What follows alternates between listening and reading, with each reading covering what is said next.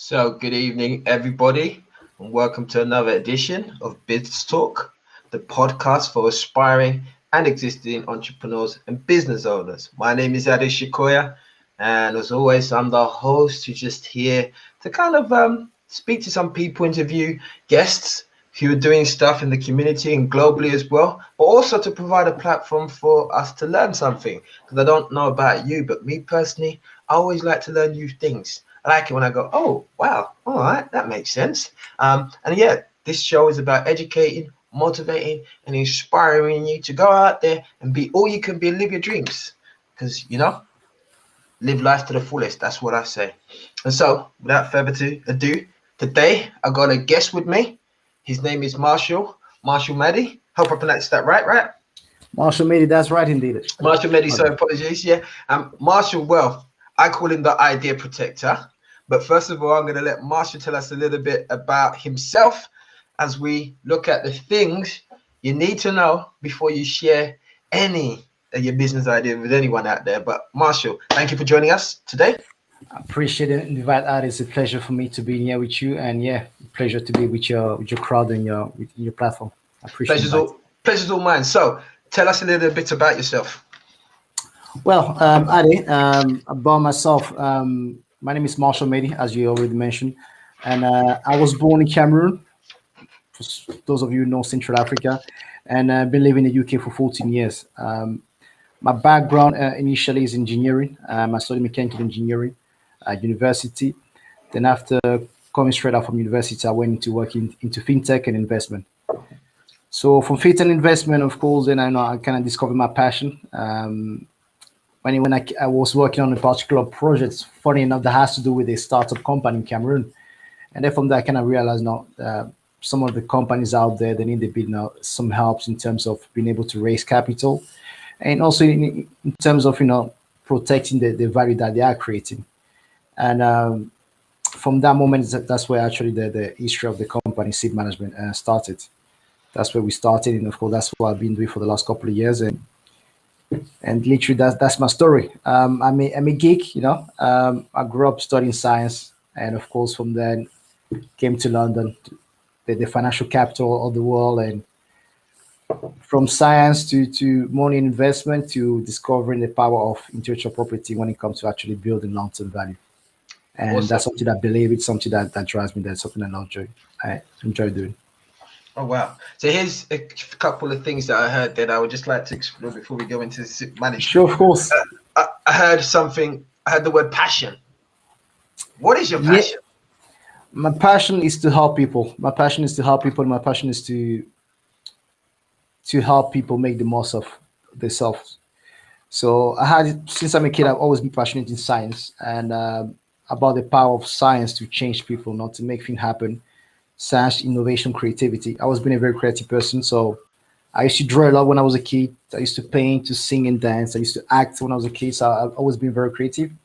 And so my creative side and my geeky side, my science side, that's what drives me. Those are my passion.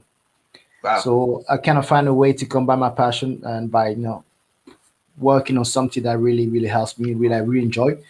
And when we talk about IP, when we talk about creativity, we talk about science, we talk about the brilliance of the human mind and what we can achieve as person and as individual. And that's what passionate me. People passionate me. The mind, the human mind passionate me. The human creativity passionate me. I love that, man. And I love the fact that you're talking about creativity and you're talking there about singing and dancing and all that stuff. I can't do those things anymore. But when I was young, I was a great singer. And the thing is, there was nothing wrong with my singing. I think everybody around me's hearing was a bit flawed. It was off tune. So they just really couldn't get it. So I had to take a different part in life. But okay, I really like that. So based on that level of creativity, that's also got you looking at how you can add value to other people's lives, which is awesome. And what you're about to share is going to add value to so many people's lives. So when we talk about intellectual property, for those who are watching right now who might be like, because that can sometimes be a little bit of a confusing area as to what do we mean, what's the scope of intellectual property, what can I protect? Please, what is classified as intellectual property? So intellectual property is a term that kind of englobe many concepts that comes from the mind. What your mind creates and what your creativity. So intellectual property is a form of intangibles. The intellectual property are intangible. So think about, for example, everything that you can imagine. Any idea that you have, Right. your ideas are intellectual property. And of course, once you protect the ideas, then you get the right to exploit them. To be the only one to exploit them, then become rights. So intellectual property could be anything. It could be something that you draw. It could be something that you invent. There's something a unique concept that you come across with, and they tend to be classified in different kind of different classes. So depending on what type of invention or creativity we're talking about.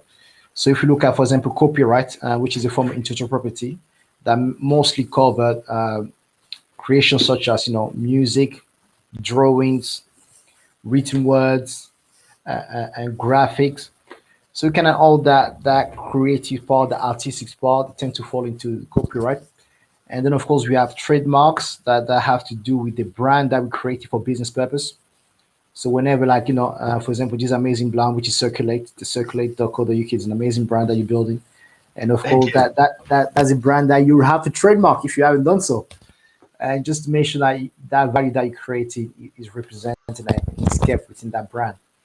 So we have copyright, we have trademarks that applies to business and brand. We have patent that apply to invention and unique concepts. Patents tend to be the one that people tend to know the most because whenever you think about invention, think about patent, have a patent for something, of course, and patent can also be very valuable for those that invent them, that hold them. And we also have other type of right that know as well known, such as design right for unique design that has to do maybe with machineries or anything that has to do maybe like a cup, a mug, or some of the clothing that we love, some of the fashion. I remember if anyone in your audience that within fashion, they will know that some of the fashion brand they have unique designs, and those designs you can also protect them, and because they're very creative, and that's also a sort of intellectual property that also falls with intellectual property. So, kind of to summarize, intellectual property is something very broad, but let's just look at it at all everything that comes from the mind, every creation that comes from the mind, and that comes from creativity. That's how I would Wow. summarize it. And I love the way that you put that. It's intangible, and I guess that's why a lot of people potentially, that was definitely indeed myself for a long while, struggle to really understand that what the importance of intellectual property is, and actually the wide range of things that you can protect in that sense, because like you said, it's intangible and it's from the mind, and as all of us know, the mind is limitless. I mean, the mind can come up with some stuff, but if you think about it, right, even if you think about music, this is me, I'm sometimes like I go into spaces, right, like music, right, there's only a certain number of bars, but look how much music has been created throughout eternity, which actually That's is true. original. It's just like, wow. The mine is the gold mine. That's the term, a very old term, a very old quote. Can't remember who quoted it, but the mine is the gold mine. Now, whatever your mind can create, and that's something that's unique to you. And of course, we have instances where other people's come up with the similar ideas, but the mind is the gold mine. And once we start appreciating the mind, everything that comes from our mind, then we can appreciate that value. Then we can utilize that value to really change the world and to build on wealth as well. And it's very important to protect that value, especially if your business is somebody that use that value to kind of create, to sell to other people, to create a business. It's very Awesome. important to create that value. Yeah, and as you were saying that, it just reminded me of a biblical quote that says, "As a man thinketh, or as a person thinketh, so shall they be." So, in effect, Indeed. everything that we do, we create here first before we can make manifest in the world, and it makes sense to protect that. But I guess it also makes sense to protect this as well, right? Because this is like the source. This is the engine to Well, protect the you have to feed your mind with the good stuff. You don't mind. sow proper seeds in your mind so they can grow the good fruits. Hmm. As a Man Thinker, which is actually one of my favorite book by James Allen. The title of one of my favorite book by James Allen. It's an amazing book, and yeah, definitely the mind. I mean, the mind is the gold mine. I mean, if you look, as you mentioned before, into music, the creativity, human creativity has no limit, and being able to capitalize on that creativity to create wealth and to create happiness for people. That's something that's something that more that's something I enjoy. Um, as I mentioned earlier about my background, I was born in Cameroon. In Africa, we don't really have that much understanding of IP, and we suffer a lot historically because of the lack of understanding when it comes to IP. So, however, we tend to be very creative down there. Oh, So very, yeah, very creative. I mean, I'm from Nigeria, right? So like creativity is in the bones. Remember I told you before indeed, I could sing and other people couldn't hear? That's their bag. That was nothing to do with me. But yes, in general, we are very creative continent, and each of the individual countries creative. But the reality is people all around the world are creative in their own ways, right? that's true. That's true. Yeah, That's true.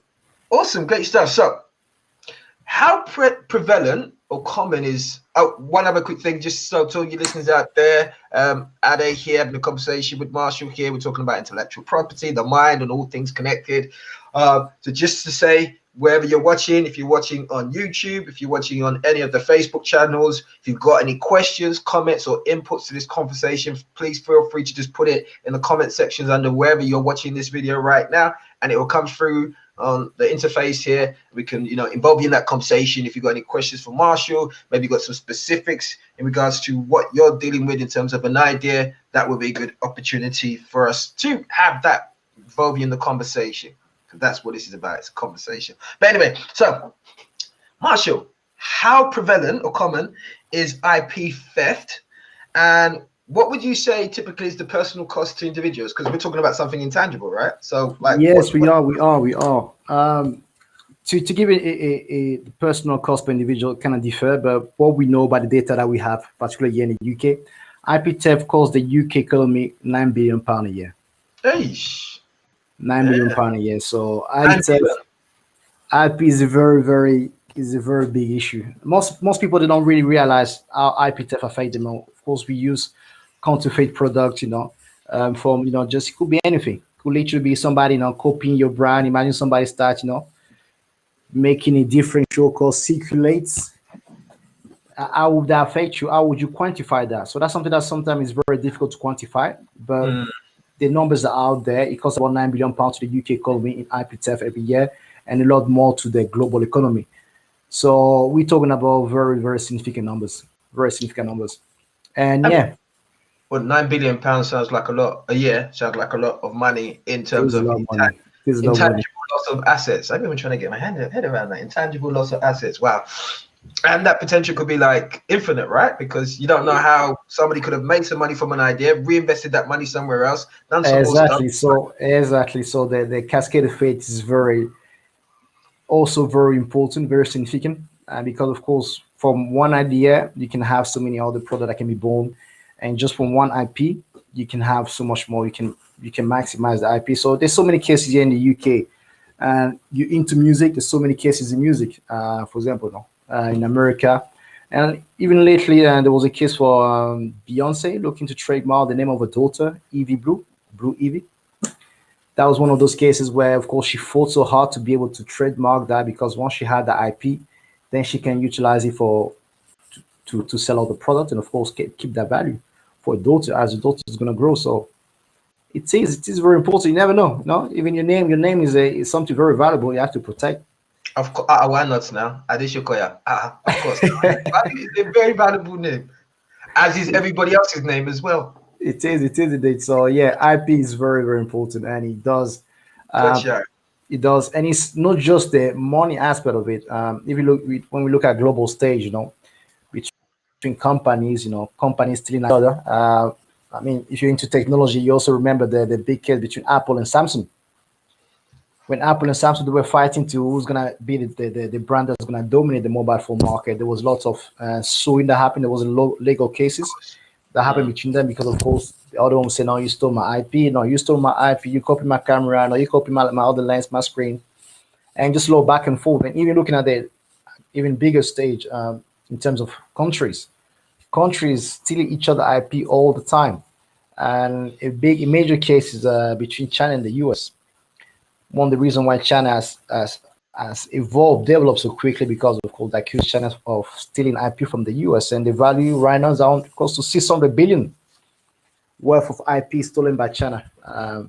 That's China stolen to the US, and that can lead to very, very important tension. That can even lead to war. People fight over IP all the time, and that can lead to war. So, and in particular, political tension and tension at global stage as well. Sure. I mean, yeah, I guess when you put it that way as well, because even when you just start talking about war, just start thinking about like the Cold Wars and spying, all of that really is stealing intellectual property, right? Oh, they know It is all about stealing intellectual property. maybe still there once I understand how it works. Awesome. So there's something that we was talking about there, kind of tongue in cheek about, trademarking names. And then we're speaking a bit about technology. I want to combine the two of those together right now. So, in effect, say like for example, somebody takes out a website, because this is now where we start bringing it to something more tangible for the listeners out there. Let's say somebody has a website, like for example, adeshakoya.com. Is that some form of copyright involved in that, or how does that work for people? It is, first of all, the name of your website. For example, I'm going to give you the bigger brand, for example, Coca-Cola, for example, they have coca-cola.com.co.uk, all of them on the Coca-Cola. So you will never be able to have to own any website that might be called, whose name might start with Coca-Cola. So literally, bigger brand, of course, what they do protect all of those names. So that name will never be available to a third party. And if that name were to become available, any of the domain name were to become available to the third party, they could actually go and sue them. They say, okay, you know what, we own this name, you cannot use it. In your case, you have to make sure that all the domain name, they're protected. So that you need to make sure that nobody can purchase either the .co.uk or the .io or the .fa of your domain name. So of course, it will depend on your budget and of course on how big you are and what's your long-term strategy. But usually that's something that you can always fight. If somebody were to use a similar domain name, you can go say, okay, I was the first one to use that domain name. It's affecting my brand. That's something that you have to fight. Okay, Domain name are cool. very important, but when it comes to actually the content of your website, that's where the copyright kicks in. So sometimes you have people that create fake websites. It happen a lot online. Or somebody will create a fake website so they can take your traffic, they can start selling fake products, and and eat your lunch. So that's also something that you can challenge, and something that you always need to keep in mind. I know need to keep in mind when you're online. You need to keep in mind that there's no other fake website that are using your intellectual property to sell different services to and eating into your market. So it is an important matter also for website. Very crucial. Awesome. And I like what you said there about eating lunch. Me, I don't like anybody to eat my lunch. So yeah, you do all the hard work, you build your brand, they come along, they build a new website, and then they just take all your traffic and take everything that you hard work for, Abby. It is that happen very often. That happen very often, more often than we are aware of. And even to the big banks, to even into the big bank like Santander, they have all these issues all the time. Like people create fake accounts on fake website and use Sure. those websites to steal customers use information. Yeah, sure. It's been odd. I mean, it's kind of a bit of a tangent, but I think it's related. But it's been odd of lately. It's like in the last like 3 weeks, I've become like a multi billionaire. The amount of emails I keep on getting that, oh, Mr. Shikoya, there's XX amount of money, millions in your this account. Just click here to come and claim it. Do you know what I mean? A couple of times I've written out some letters to my clients to say, you know what, I'm done here. I'm gone. I'm going on holiday. But I figured maybe let me just wait because these guys. So yeah, everyone's just sending out this stuff and telling you click here, click there. But in effect, this is a form of kind of what you're talking about, right? Where It people, is. It is.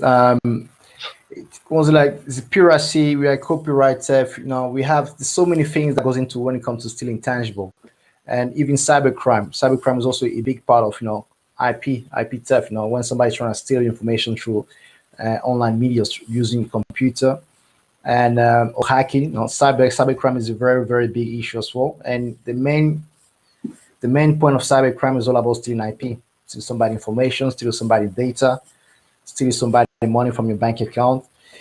And it is also something of very, very big. And as the world become more and more digitalized, so as we go from not just the physical world to the digital world, more website, more people selling online, more people buying online, this problem is only going to exacerbate and people need to really realize the importance is and take the right measure to protect themselves. I think you hit a key point there. As the world becomes much more digitalized, much more technology driven, we was already on that trajectory for like the last 10 or so years. So many of you would know that that's my background as an agile consultant working with organizations to help them to take physical products or services and digitalize them. So in effect, what agile really is just simply reducing the cost and the risk and time effort associated with building a business and reducing the risk associated with that. So yeah, that's been but now that we're kind of in the fourth industrial revolution, right? Everything's becoming digitalized, right? And what it sounds like you're saying is that intellectual property becomes even more important. It does become more important. And when we look at the global economy, I mean, back in the days, the big chunk of the global economy was mostly physical product. But nowadays, when we look at the value created, it's mostly intangible and it's mostly IP. So right now, across the board, IP represent close to 70% of the global economy. So 70% of the value created, I mean, some space in some places like in the States is even higher. So the more advanced an economy becomes, the more it relies on IP and intellectual property. And of course, the more money they put intellectual property and research, protecting and managing the IP. So that is true. And of course, in maybe 100 years time, it will be things won't cost as much, but IP costs a lot. Let's actually try and start quantifying some of those things there, just for some of our listeners, so we can kind of get in a sense of what we're potentially talking about here in terms of ideas and what the financial rewards can be. So I can't remember off the top of my head. Maybe you can remember. Maybe somebody out there can remember as well. They can type it in chat. How much was Instagram sold for? I believe Instagram, when it was sold to Facebook, it was a couple of billions, if I'm not mistaken. I remember WhatsApp was sold for 4 billions. I remember that one. There you go. And WhatsApp, WhatsApp 4 was sold for billion. 4 billion. I remember that one. Instagram, couple of billions. Sold for a And now couple we of got the billions. new kid on the block right now. Clubhouse is just rocking up the place. It's going from Yes, I valuation just to got on valuation very Clubhouse. quickly. I just got on Clubhouse actually a couple of weeks ago. I'm yet to engage with people there, but it seemed like a very interesting platform. Well, Very yeah, I interesting think the platform. last I heard is already it's been valued at, and maybe somebody who knows the exact data can type it in there, but in it close to around the billion mark already. But the reason why I'm talking about this is just think about it. They're all like ideas. That's just somebody's idea, right? That they've It just is indeed. created and built. And like you said, there, if it's not intellectually, if we don't protect our idea. So the key thing here and what's relevant to those who are watching right now, whatever your idea is, try and get it protected. Because guess what? You don't know when it might come into manifestation, right? And you just don't know what it's worth. But I've got a quick question for you, Maddie. Actually, before I go to my question, we've got a question for somebody here. So, hello, user. Sorry, I can't see your names here. If you are on Facebook, I think there's going to be an option where it says to allow your name to come through. So, if you choose that option, then I can see it. But we've got a question here. Pelethon and Mad Dog are currently engaged in litigation regarding the words spin and spinning. Wow. Do you think those kind of generic words should be trademarked? Well, do I think, or what does the law think? Personally, I'm very neutral when it comes to IP. And IP laws change from country to country, so that might be tradable in some country, might not be tradable in others. But of course, you cannot stop, big company from doing what they do best, which is trying to make the money and trying to own the marketplace. So this is actually very, very common. You have companies just trademarking everything because they want to make sure that they own the whole space. And some they might not even use the trademark, but will just go and trademark it. For example, Apple. There was a case very interesting with Apple and another company in China that was manufacturing some product that we call Air. I think there were some watch that were called Air. They say now you cannot use that because Apple own everything that has to do with Apple, with MacBook Air, all of that. They own all of that. Hold on, stop. No, hold on. Did I just hear you say that they're arguing about air? Everything, my friend, everything. You'll be surprised. Apple owned Apple, their own core, Apple Skin, Coke, Air. Everything. So you'll be Only. surprised. Yeah, You'll be things. surprised actually. One of the stuff that some of those big corporations actually want to Wow. patent and protect. And I think at one point, a very funny case was actually Nestle. At one point, when I said we weren't gonna patent air or some water, something ridiculous like that. They're like, we're gonna own water. Everybody that needs to use water, they need to pay us. Oh man. People need to pay for fresh air. I mean, whenever there's money to be made, you can expect a big company to try to, milk it, even if it's very, unethical. But they will just trying to do what they do, which is, make as much money as possible and look after the shareholders. So where do you draw the line then? So going back to this question about spin and spinning, I mean, those are everyday words. So if somebody trademark it, now what? They're gonna have to charge me every time I say spin or spinning. What I mean, I don't get what the argument is. How do you I mean, I mean, help me. they usually, the way it works, okay, if they have the trademark, so you can be using that word in a commercial context. So a very good case was the Donald Trump before he became president, and the word "you are fired." So if you remember that Donald Trump used to have that word on the Apprentice show, "you are fired," and it was actually, I believe he had a trademark, and people could not use that on TV. If you were to use it on TV, it could actually be in a position where he can actually go and sleep because of he had So that let me ask a trademark. question then, just so I understand where the fine line. So you are fired, right? He's trademarked that. So what happens if I say, "Excuse me, you are fired"? Well, as long Now, as I mean, as long as not in a commercial setting, and there's, of course, before they're trying to tell you, okay, you have to pay something because you're infringing somebody trademark or somebody IP. They will think about, is it worth it? And yeah, I mean, if you were to say that in front of an audience of a couple of millions, they might come and knock your door and say, hey, you never know. So there's always like, it's, uh, to be honest, some company that's what they do. They just bully people with trademark and the IP. They say, okay, you infringe me there, you infringe me here. Okay, you need to pay, and they do that between themselves. So they don't always focus on the little guys, but you never know. You never know. So you always have to, walk on your toes. fair enough. Is it ethical? Is it fair? Well, not always. Unfortunately, that's the way the world is. So it Not sounds like always there fair. might be a business opportunity for somebody out there who wants to go and pick up a dictionary and just go through all the words, Yeah, trademark them all, and just come out with them. talking about that, we had a very interesting case. It was a last year movement, Right. Okay. and we had a citizen here in the UK that wanted to trademark that word. And literally, what Okay. the IP office they say, they actually put a notice out there. Okay, this guy wants to trademark Black Lives Matter. Do you guys have anything to say about it? And there was such an outrage online. People say, "Oh, there does it," and the individual that wanted to trade Black Lives Matter happened to be Caucasian, happened to be white Englishman, and yes, so you can imagine how that went down. It went down Of very good. course. So All right. Well, I mean, it's interesting. I'm learning a lot. I'm just learning a lot also where there's lots of grey lines, and also I believe there's like a 5 year usually. Well, I think is that to do with patents? Correct me if I'm right here, but if you put in like for a patent or a trademark, then usually there's like a 5 year gap for somebody to contend it or something like that. Or yes, you usually have a period of from the time you do the application. So they're gonna bring the application now. Then there's this period for anybody to come and contend either your trademark or your patent. And usually, if nobody does, then okay, you're free to go. You're free to add a patent. That patent will be given to you. That trademark will be given to you. awesome. All right. So thank you very much. Thank you for that question, BB Clement. Hey, thank you for joining us. Really appreciate it. We also have another question here from Agnes Wanja. Hey, Agnes. So what happens if you have a popular name? Can you still protect it?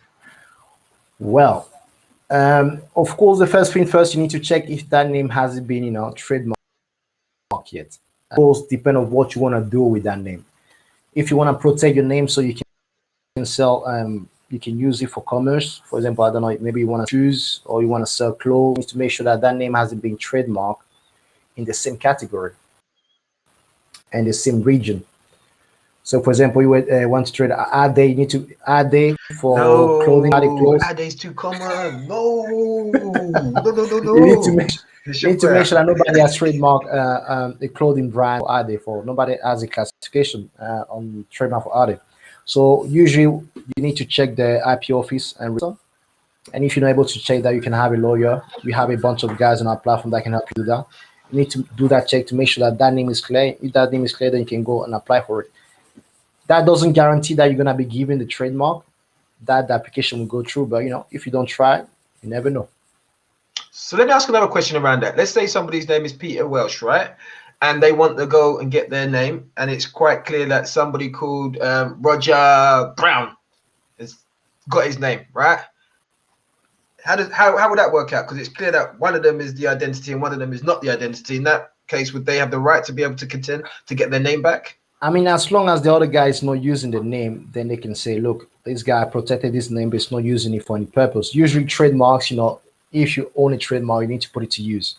And if you don't put it to use, then after a certain, you're just gonna lose it because for that particular reason. Because people end up trademarking. There's only that many words, in the English language and any other language that we can use for business purpose. Of course, we can create like abstract word like I don't know, Tinder doesn't really mean anything, or some other stuff that Or comes to my Google, mind, Google. or Google. and Google. Google. So you can always with abstract word. That's why even sometimes for brand name they tend to always say it's always better to use an abstract name rather than a name that's actually a common name or common word. And yeah, of course, if that guy doesn't use that particular name, then of course you can say, look, it's not using it. I'm looking to use it for business purpose, and then you can try to fight it and try to have your application approved. All right, awesome, great stuff. And I think this BB again. Some trademarks also extend beyond words. E.g., Tiffany blue is a particular shade of blue that you cannot use. Wow. Yes, you'd be surprised the type of trademarks out there. So so many things. I mean, the spectrum is very from could be literally anything. Of course, you have also trademark. You have design as well. They kind of sometimes meet in the middle. For example, like logos. Some of the logos. For example, the Apple. We all know the Apple. You can't have the Apple anywhere. Anything that looks like the Apple, you might get sued by Apple. So we have to be, always get some help. Get some support. Double check before you file anything, and make sure you have somebody checking, somebody that knows what he's doing, checking for you. And yeah, before you go ahead and pay the money, you never seize your money again, because of course once you pay those fees to the intellectual property office, they're gonna say, well, sorry, you cannot do it, and thank you for paying the fees. Cool. So in your experience, what three things would you recommend somebody who's watching this right now might consider before they start sharing their ideas freely? Well, once upon a time, it used to be all about the NDA. So if you're gonna share, then of course you cannot have NDA with everybody. So nowadays, what you can do and what our platform allow people to do is to to quickly copyright your idea before you actually start sharing with people. So if you think that your idea has any value, or that's an idea that you might want to exploit in the future, so what you can go to our platform. You can literally just take about 5 minutes. You write your idea down on a piece on a Word document. This is my idea. You write a copy description. Then you can upload that. You can copyright the idea. It doesn't take much. And of course, and after you can go and talk to whatever you want to talk. And if they decide to come up with a similar idea, you have a proof that say, hey, you were the first one to come up with this idea.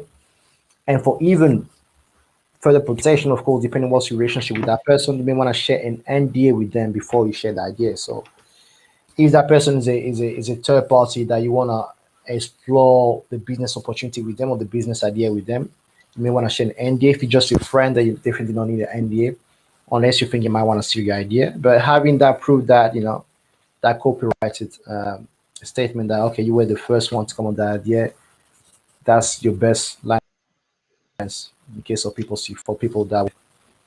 So let me see if I've understood you correctly. So what you're saying is that anybody who's watching this right now, if they've got an idea, they should go away, write it up in a Word document, and that through your platform, which I will show in a moment and we'll discuss a little bit more, they can just simply upload that. So I'm assuming that when they upload that, it'll be date and time stamped. So it says at this point in time and this day, so-and-so came with this idea and just submitted it. It sits in there.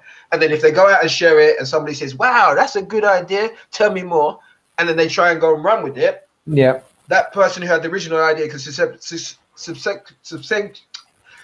whatever, go back and actually, can go back, say and pull that. All right, got it.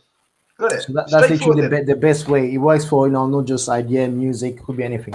Could be a design, it could be song, music, it could be something that we're written. If you're into poetry or writing song, maybe you share the lyric with somebody. There's somebody to your bars, if you writing bars and all that. Anything. It's very important. That's the easiest way to do it, and that's the cheapest way to do it, the most affordable way to do it.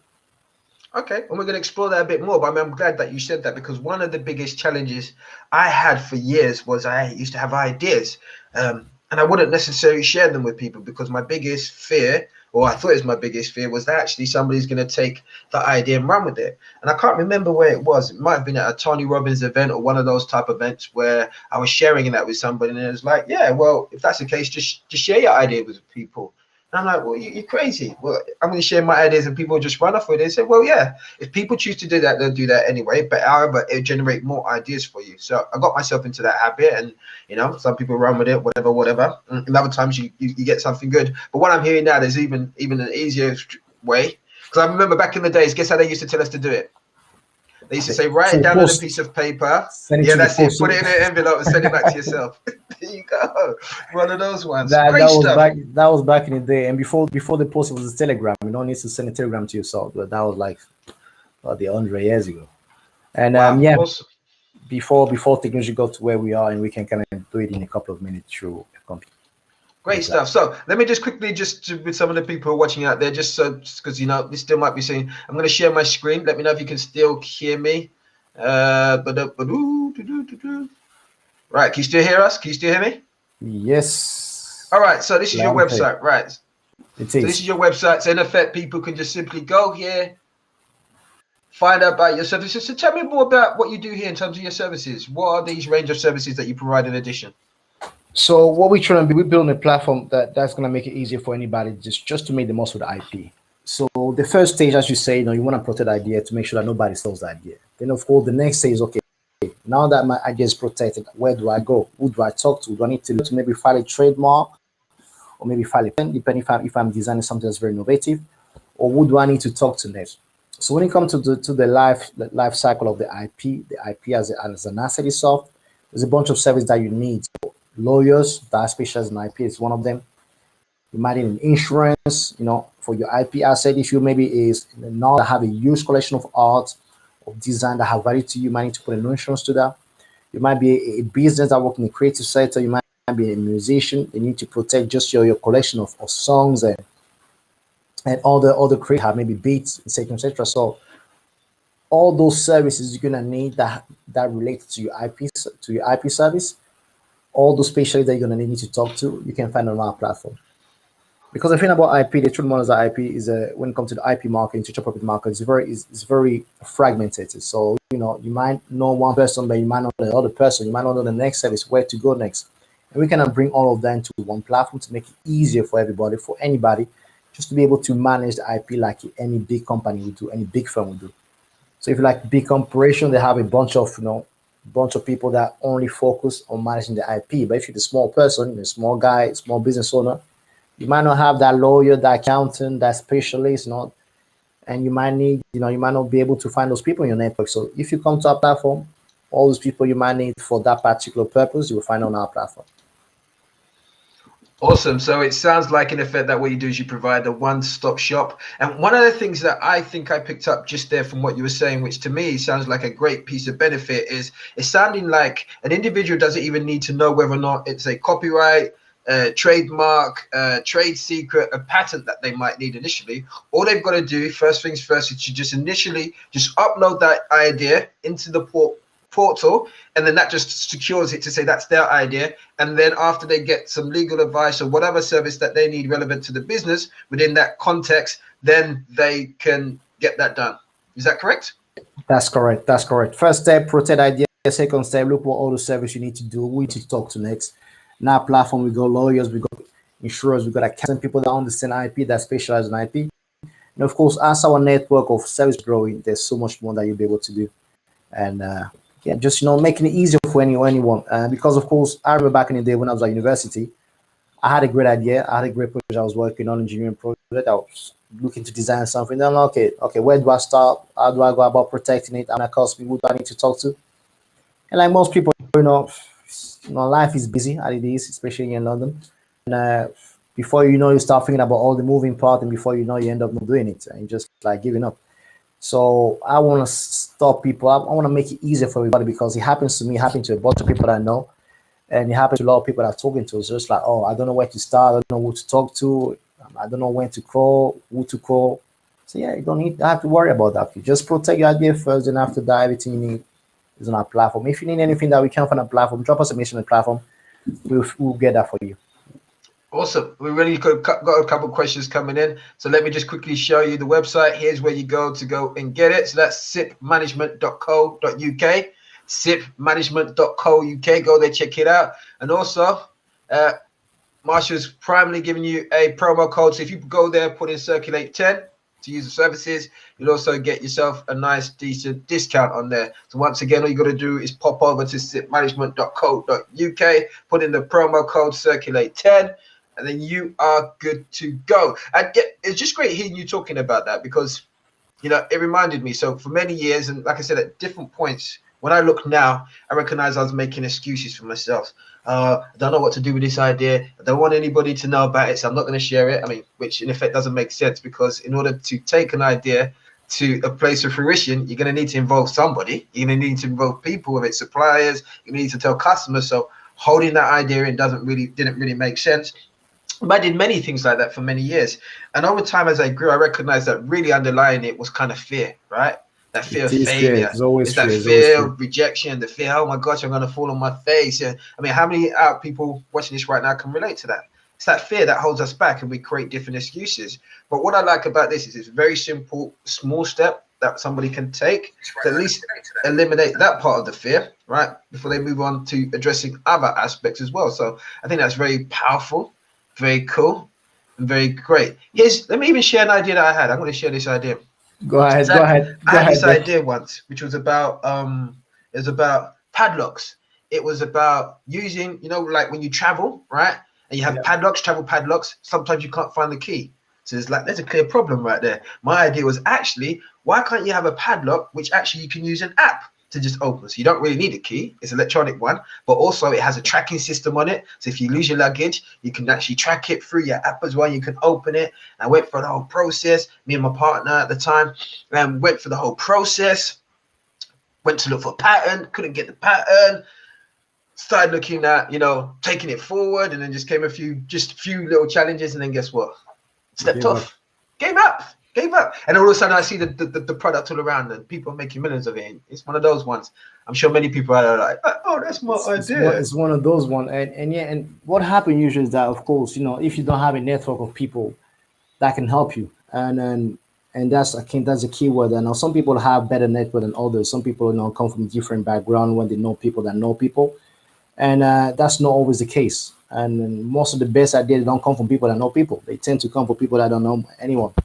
And just I believe by providing such a platform as we build, you make it easy, make it accessible to people, and it's all about giving access to people that otherwise wouldn't have the access. For example, in your case, you had the idea, but you didn't know who to talk to. What probably the best way to approach it. You didn't have that network of people that can support you to take the idea to the next stage, especially such an innovative idea. And I believe it's all about having that network, and that's what we're trying to provide to people through our platform. I love that. I mean, one of the key things is having that network. So that's why now I have coaches in different areas of my life, and it's building that network. Like you said, people like you who know how to do this stuff, who are doing it, and providing simple solutions, which can just give people like me brain space, which is, okay, I don't even need to worry about that no more. It's there, safe. I can get on with some of my other ideas, and then, if I come back to this in 5 years' time and it's there, fine.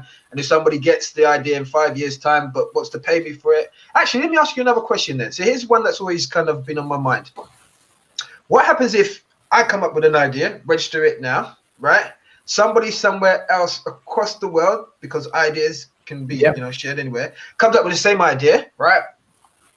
Independently, even after me, and then gets on with it. We've never had any contact. How does that work for the person and they get into an argument about it? Of course, for you have to prove that they stole the idea from you. Got it. If you cannot prove that they stole the idea from you, then they will run with the idea. Awesome. So we got a little comment here as well. Another comment here. So antidote, domain name registration is an important area to watch. A group of guys had just closed a multi-million-pound deal and was celebrating very loudly in a restaurant. The guy at the next table asked them to please keep it down. They were very rude to him and refused. Unfortunately, as they were talking loudly, they mentioned the name of the company. He took out his phone and checked the domain name, which they had not yet registered. He quickly registered it and went over to their table and showed them end of business deal. Oh, wow. So there you go. They should have registered it on your site first before they went in. That usually works, and of course. But the other thing about domain name, of course, depend on the where you base on.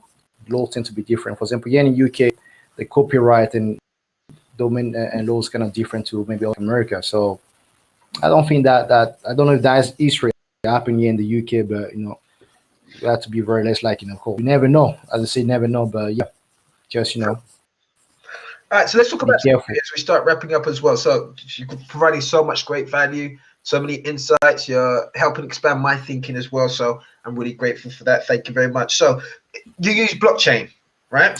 Yes, we do. Yes, we do.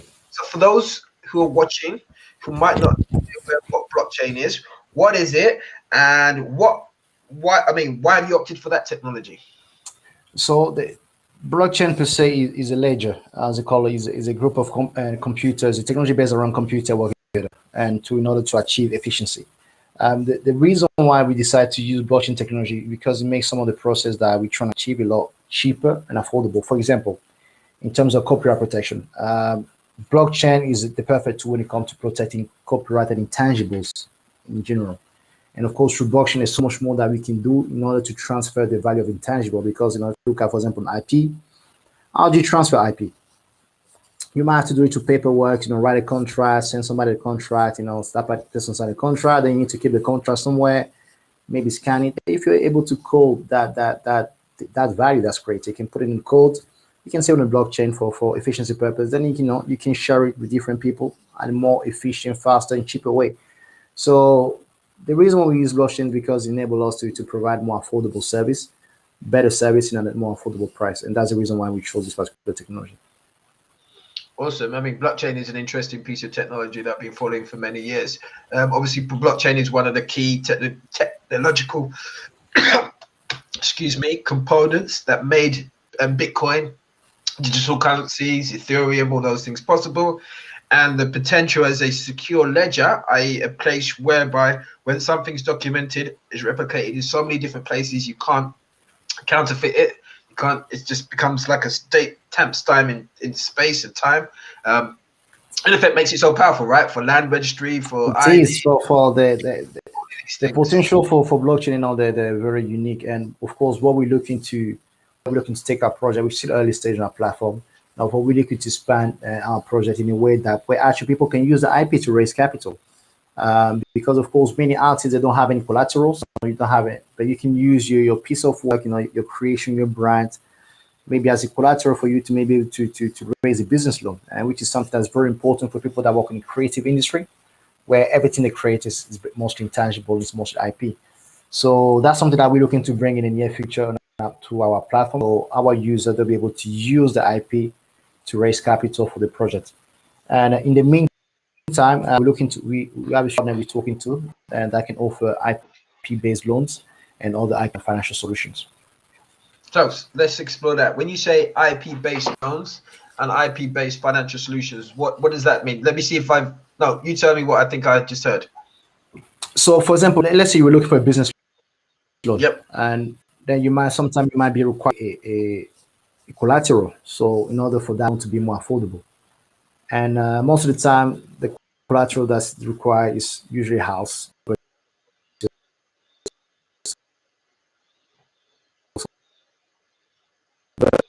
IP and it enables you to use your IP right. So, if you if you own a trademark, if you have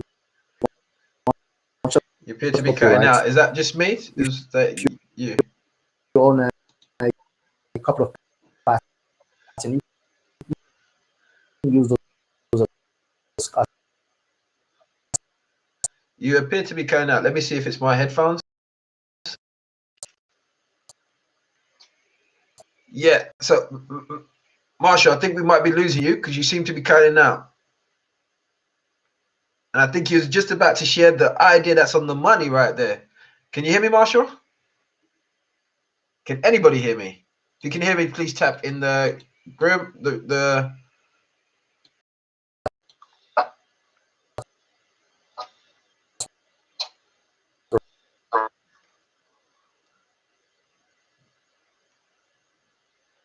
So to anybody who's listening right now, if you can hear me, please tap into the chat because I think I've lost Marshall and I hope I haven't lost you guys.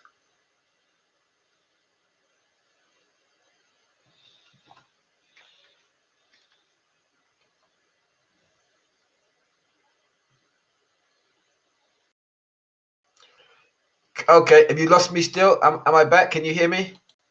Can you hear me?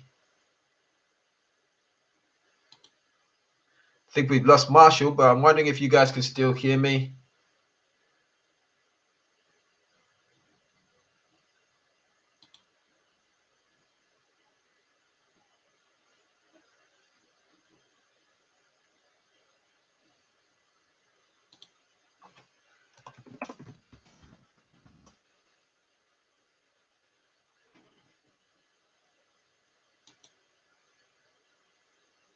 Okay, can you hear me? Can you hear me, Marshall? Can you hear me? Can you hear me? Not hear me? 1 second. Yeah, I can hear you perfectly now. You can hear me. Yeah, you were cutting out. Is it better now? Much better, much better. Right, like I said, I'm keen to get what you were saying there. So you're talking about potentially getting loans or expand on what you was talking about there, Yes. please. So the idea is to be able to provide finance for people that have businesses based on intangibles. So people that work in the creative industries, art, cinema, movie, music.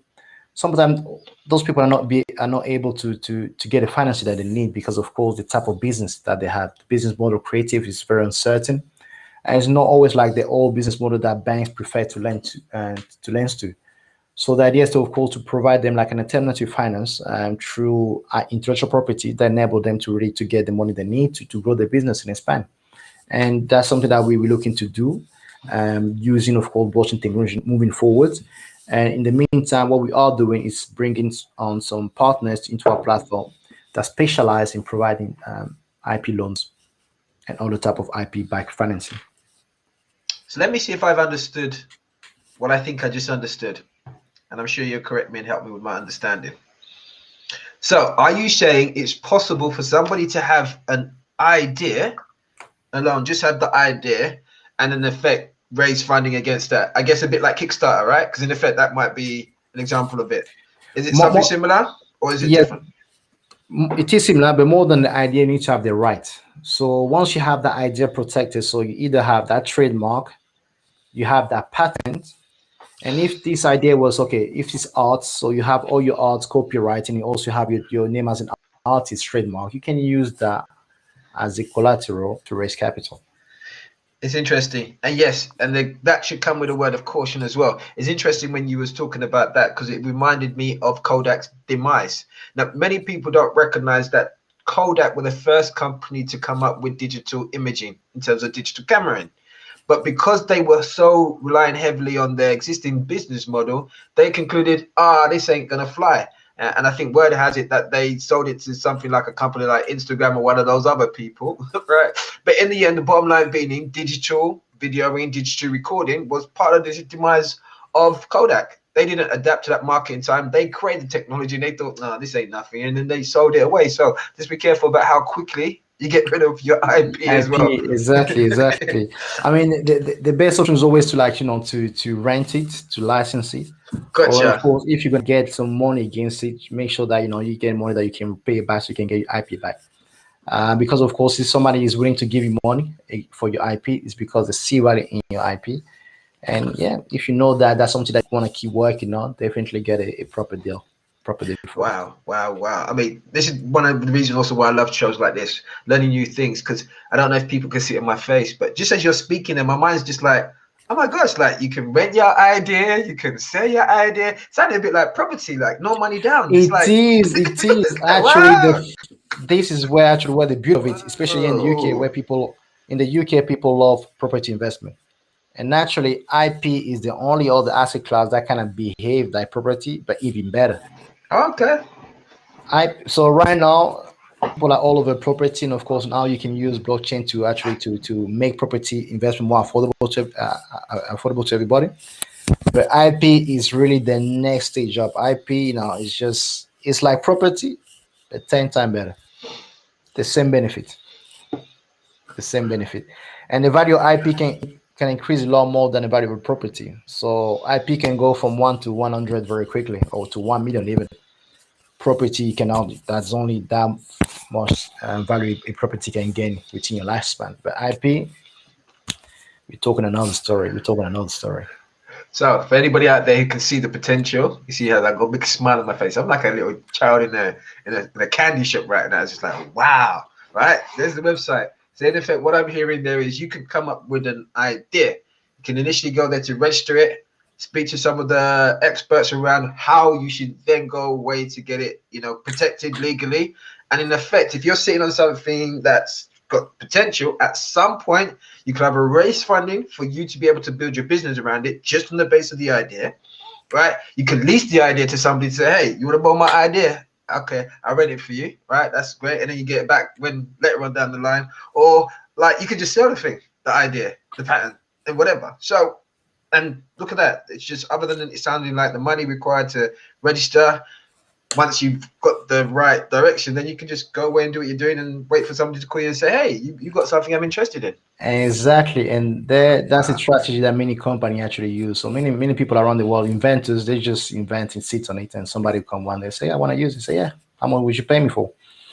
And of course, we try and make that not because that's kind of a niche thing, but we try and bring it to everybody. And my passion is to bring it to particular creative, creative from our community, and of course, people that really needs it. And yeah, the possibility are infinite. The Wow. world is a big place, and once you understand how to really leverage your IP, you can do so much for yourself, and that's something that you can pass on to your children later on down the line. Because of course, that brand, we all know about brands that have been around for thousands of years. Some of the oldest brand in UK, actually, the first trademark in the UK date from 1876, when they have when they open the IP office open in London. That was in London before 1876, and it was a beer brand actually.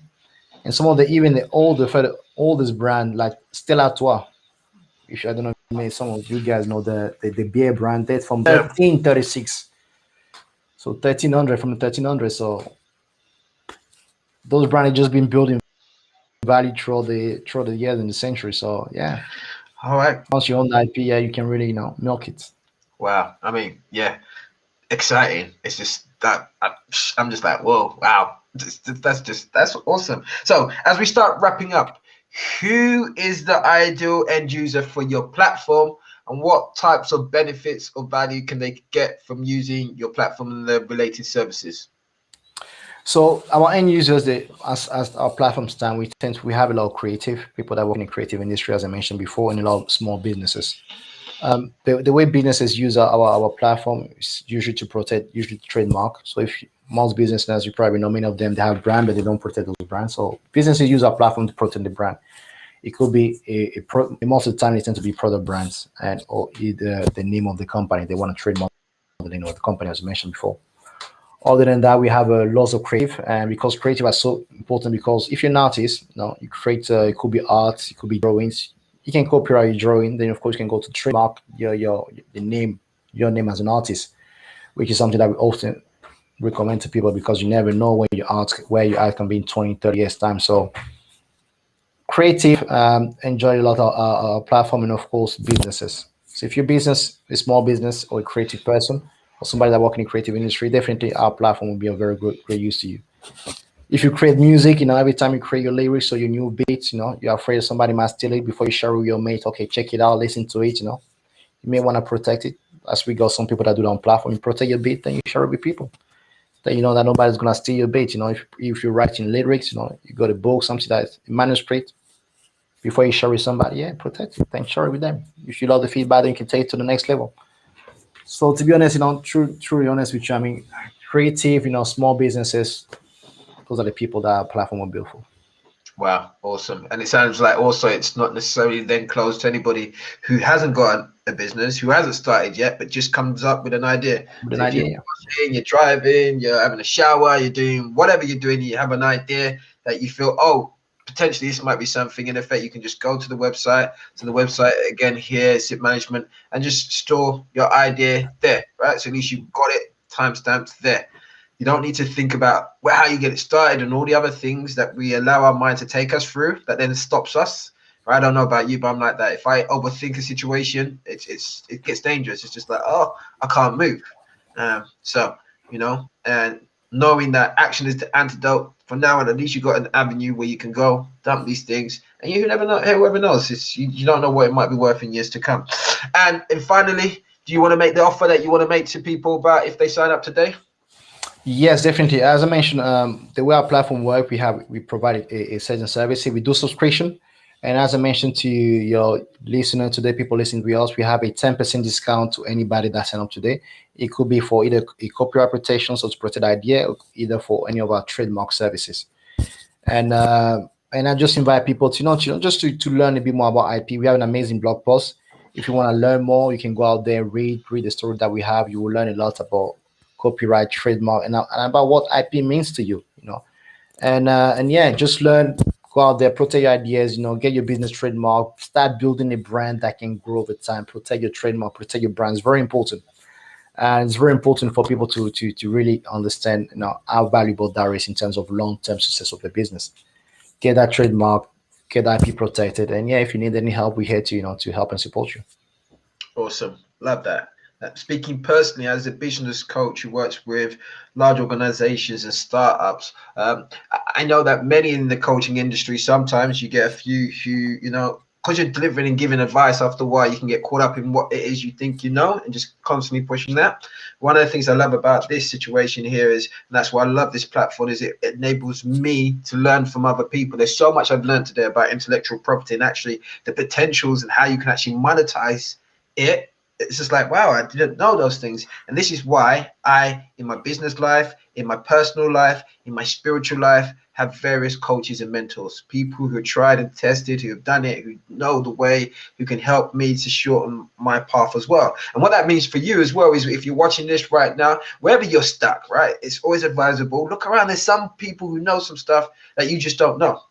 There's some people that can significantly help shorten the path that you're on in order to achieve the end goal that you're looking for. There's always somebody or something out there that can support you in it. So I encourage you to get into that, because we began speaking at the beginning about the mind. We're talking about intellectual property. The mind generates intellectual property, but you need to make sure that the mind is constantly working, and don't worry about what you don't know. Find coaches, people out there can support you in achieving the outcomes that you want.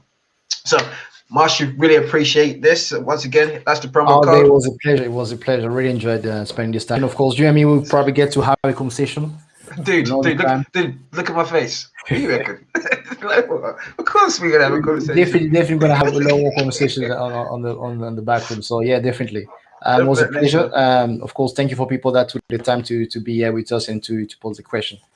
Awesome. Thank Yeah, you very much. Yeah, thank you very much to all the listeners. Once again, there's the there's uh, Marshall's Insta. You can go there, right, and follow him. You've got the website. You've got the promo code. So, like I said, we aim to educate, motivate, inspire. Hopefully, you've been inspired today. So remember to follow. Did I put all the stuff here? I haven't got it up. Anyway, you can follow us on YouTube. You can follow us on Facebook, Circulate as well. On Instagram, Circulate the Black Pound. So yeah, I mean, just be there, right? And just let me leave this with you. Like I said, so at this moment in time, I'm going kind of through this. How can I put it? Would I call it like a transformation? Yeah, transformation. Do you know, it's that process where you stop and you start looking at yourself and your life, and you look at where have I been allowing myself to get stuck? And one of the things that I can see in my own life is, you know what?